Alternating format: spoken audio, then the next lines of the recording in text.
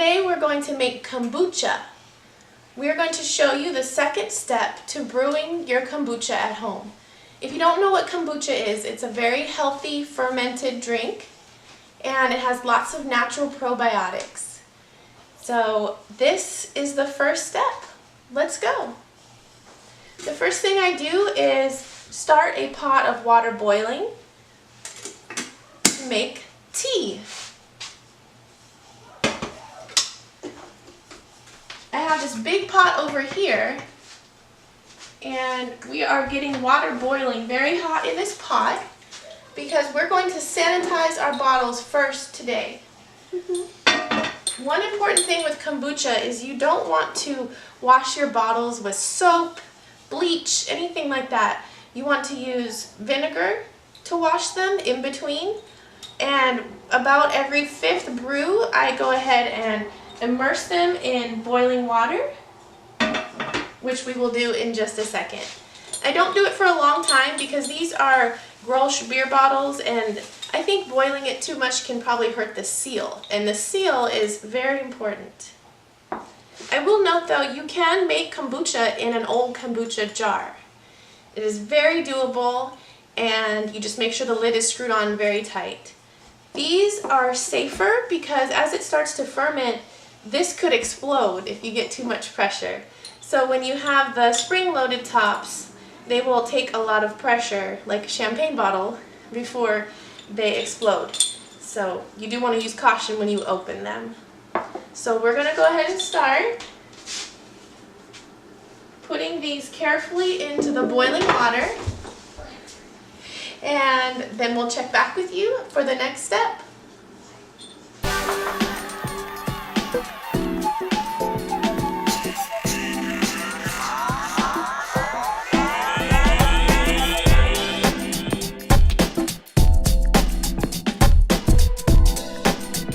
So now our tea is ready, and in order to cool it off better, my husband suggested that I spread out the tea so it can cool faster. So we always use glass when we're making kombucha, and the metal can cause a strange reaction as well. So glass bowls, wooden stirring sticks. So now we're just basically making sweet tea. So what I added to this hot water was 3 bags of black tea. It's gonna be hot, okay? So we'll put the tea in the bowl and then we're gonna just sweeten it with some sugar. You wanna put some sugar? Yes. Okay, go ahead.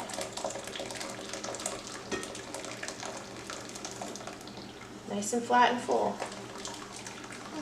Some more? I think so.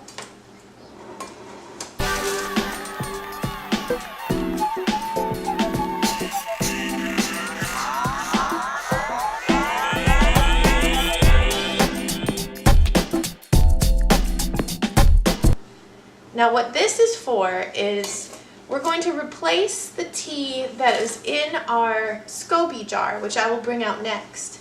So we're just preparing the replacement tea for our mother Scobie, who you'll get to meet soon.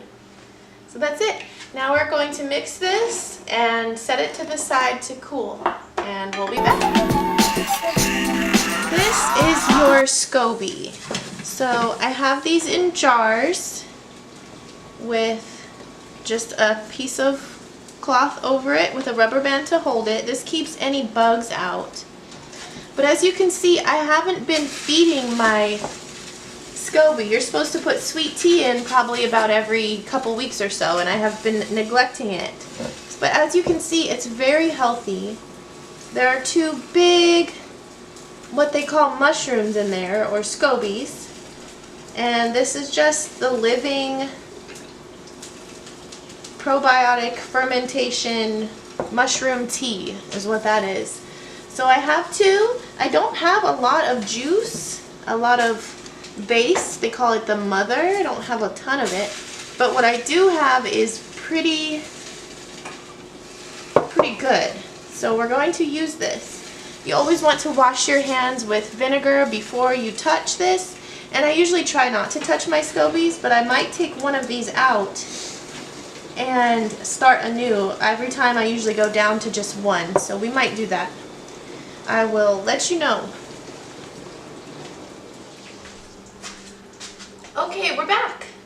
So now we are going to get the mother out of our kombucha. So we have washed our hands with soap and then rinsed them with white vinegar. Smell your hands.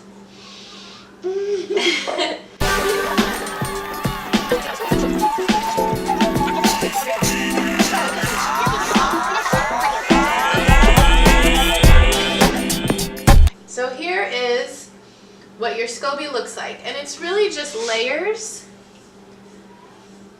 that grow. So what are you going to do with this cup? I'm actually going to get rid of these. The heart. I'm actually going to put these in my compost.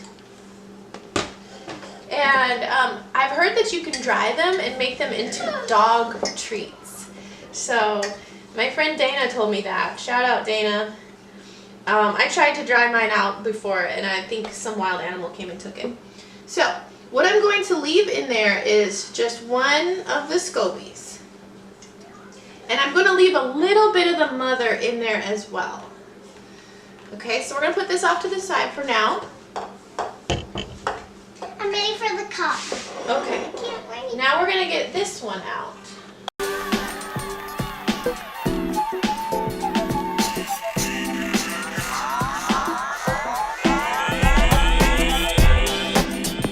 So I'm going to do an experiment with this one, and I'm actually going to take out all of the Scobies from this one. So this will, I will just leave this in here with no Scobie, just a little bit of mother, and when I add the sweet tea that we made, it will grow a new Scobie just from the mother. So you can give away your Scobies to your friends. What's the mother? The mother is where the babies come from. It's all this yummy juice. Mmm. Alright, I'm going to rinse my hands. Don't forget to use white vinegar. Oh, thank you. So now we have our mother. So here are your 3 ingredients for your second ferment. Your mother, your kombucha, and I'm using pomegranate juice today. And I've put it in this jar to kind of try to get it to room temperature because you don't want it to be too cold. Hot is worse than cold. You definitely don't want hot tea going in with anything because that will kill what is alive. And your third player is organic apple cider vinegar. This is what makes it extra fizzy, and this is one of my favorite ways to make this. So here we go. Let's start with some of this. Can you dip your cup in there? I'll show you how to do it.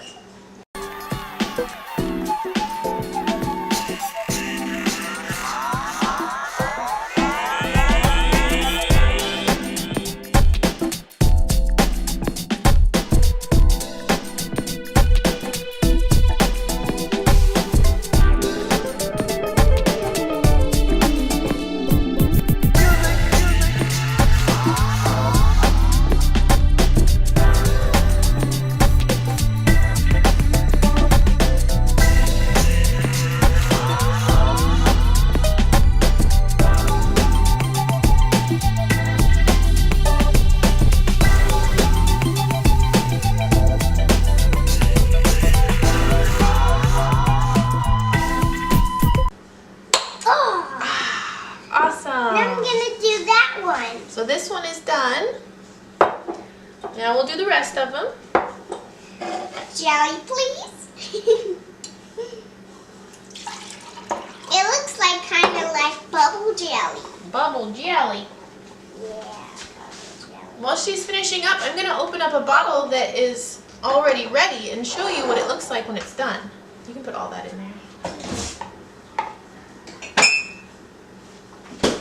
Here is a finished bottle. Oh, so it's nice and bubbly. After about 2 weeks, you should get to this point, but sometimes it takes a little longer, so you gotta be patient. Let's try it. Oh wow, it's perfect.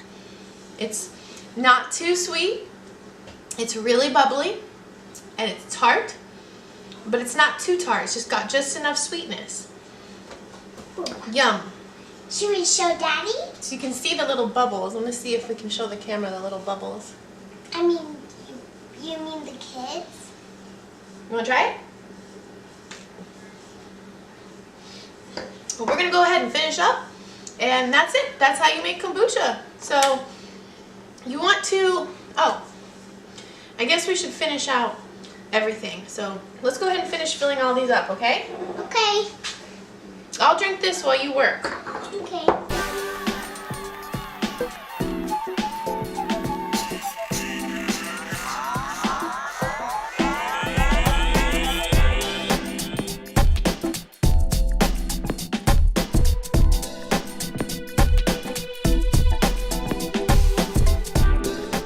One of the last things we're going to do is I went ahead and rinsed my jars with really, really hot water and vinegar and rinsed them out. They're all nice and clean. Yeah, they look so clean too. We're also going to change out the covers.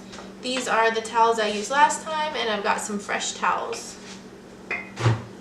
Alright, so first thing is to put back in some of the mother.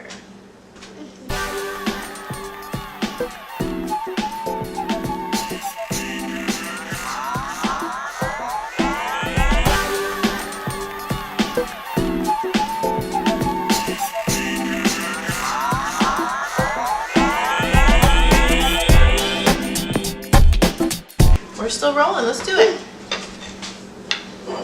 So this one is just the mother juice, and this one has a Scobie. Now we're going to pour in the tea.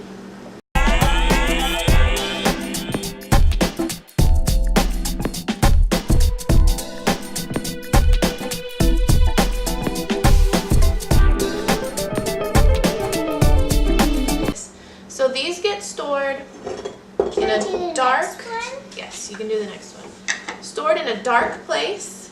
The temperature should be between 68 and 78 Fahrenheit and up to 85 degrees. And so I have these in my art room, which doesn't have an air conditioner in the summer, and we live in Louisiana. Yeah. So these probably got up to 90 and they're just fine. So, but they say it can be a really strong taste if it gets really hot. So on your upper, in the 80s, you're going to brew it quickly. It's going to develop quickly. But if it gets too hot, it's going to be too strong. And you don't want it to get too cold. So again, 68 to 78 degrees, guys. And somewhere where there's not a lot of traffic. Like I used to keep mine in the kitchen, but now I keep it somewhere where there's not a lot of traffic. So that's how we do it.